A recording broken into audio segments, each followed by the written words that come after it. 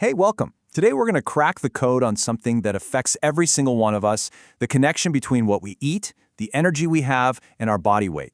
It's like a personal equation, and once you get it, it all just clicks. So let's dive in. You know that feeling, right? You've definitely wondered why the number on the scale goes up or down. Sometimes it feels totally random, but I promise you, it's not.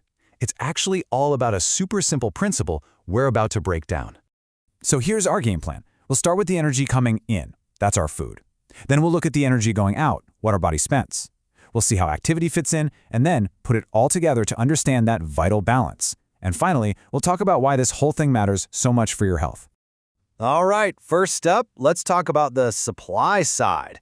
You got to think of your body like a car. It's not going anywhere without fuel. And for us, that fuel is the food we eat. It provides the energy for, well, absolutely everything. So how do we even measure this fuel? We use the calorie. Now, a calorie isn't a thing, it's just a unit of energy, kind of like an inch is a unit of length. Every single thing you eat has a certain amount of potential energy, and calories are just how we count it up. And this energy comes from three main places. You can think of carbs as your body's go-to fuel, ready to be used right away.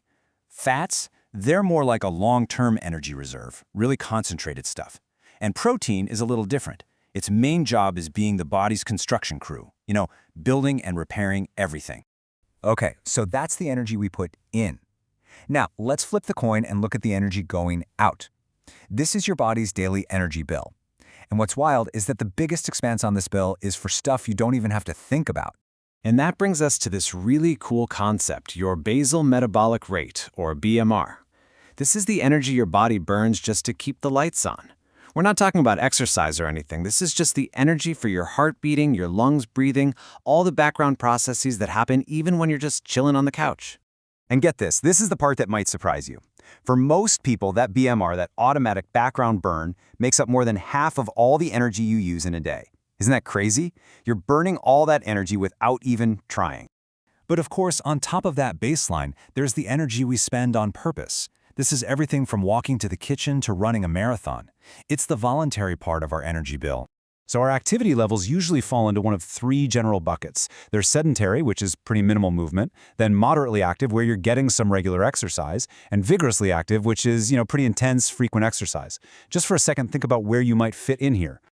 And as you can probably guess, the more active you are, the higher your total daily energy needs become. It makes perfect sense, right? A vigorously active person just has a much bigger energy bill to pay each day than someone who's mostly sedentary. All right, we've got the supply from our food, and we've got the demand from our metabolism and our activity. Now it's time for the main event, putting it all together to understand the vital energy balance. So what is energy balance? It's really, really simple. It's just the relationship between the energy you take in and the total energy you use up. That's it. Think of it like a daily budget for your body, money in versus money out. And this right here, this is the secret sauce. If you eat more calories than your body uses, your body stores that extra energy, and that results in weight gain.